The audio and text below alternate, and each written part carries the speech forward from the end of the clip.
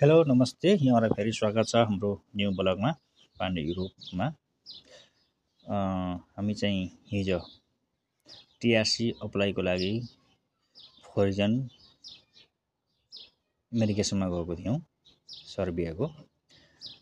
त्यहाँ अब के भयो त म जानकारी दिँदैछु।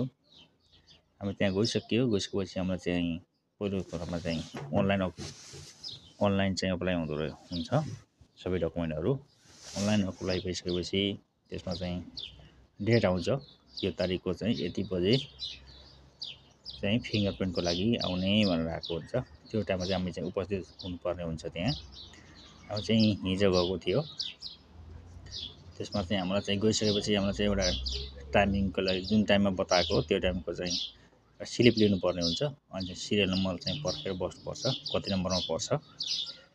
आफ्नो सिरियल नम्बर आइसकेपछि चाहिँ भित्र जाने कुन डिपार्टमेन्टमा छ कुन कोटामा छ त्यहाँ गइसकेपछि तपाईँलाई सबैभन्दा पहिले चाहिँ पासपोर्ट अनि चाहिँ पेमेन्ट गरेको रिसिप्ट माग्छ।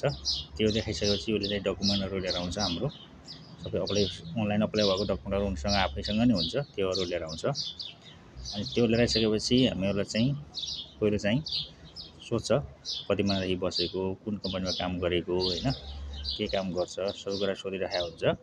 धेरै जस्तो चाहिँ सर्बियन ल्याङ्ग्वेज पनि बोल्छ, कता कति चाहिँ इङ्ग्लिसमा पनि बोल्छ।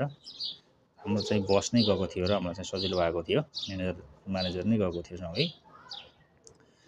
अनि त्यसपछि त्यसमा चाहिँ पहिलो कुरा एउटा फोटा लिन्छ, डिजिटल फोटो हुन्छ, अटोमेटिक लिन्छ।